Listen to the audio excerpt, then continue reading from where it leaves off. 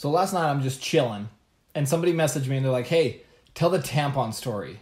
And I was like, what's the tampon story?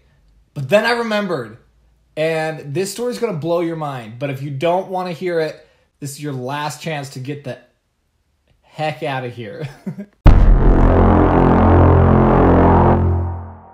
Like 6 years ago, I went to hair school. Went to Paul Mitchell to school, St. George. So we're all playing this tag game, and you have a partner. And if someone goes and locks onto your partner, you run. If someone locks onto you, your partner runs. And then there's someone in the middle, like chasing you, trying to touch you, and you go find a new partner.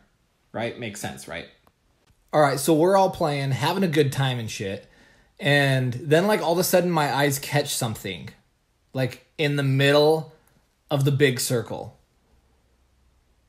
And, like, to be honest, it looked like a hybrid of, like, an apple and, like, a dead rat or something.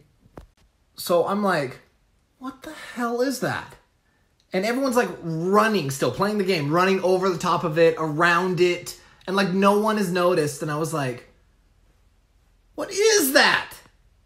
So I'm locked arms with this girl named Courtney, and I, like, pointed out to her, and I'm like, wait, what is that?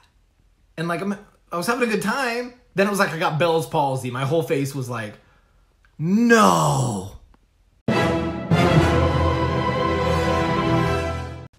Tampon. I start spreading the word. I'm like, guys, there's a tampon. Guys, bloody tampon in the middle of the game. And now at this point, you can, like, see the conversation going around this big circle, and everyone's like, whoa, tampon, tampon, tampon. Then the game just stops because, as you can imagine, all the girls are worried that it's them. And I go, someone please tell me that's not a bloody tampon in the middle of our game? And there's a girl literally standing above it, and she's like, no, it's not. Kicks it. Blood gushes everywhere. So at this point, girls are screaming. I'm laughing. Like, I'm literally raffling. I'm literally rolling around on a blacktop pavement because it is the funniest shit I've ever seen in my life. And so I'm, like, getting my investigator on, and I'm, like, looking around. I'm like, all right, who's wearing pants? Literally everyone's wearing pants except 3 girls. Like, most of us are laughing except for the 3 girls. They look mortified. They look like they saw a ghost or an alien. They look like they saw an alien ghost. So the teacher's like, all right, we're all going inside now. And I'm like, who ruined our game?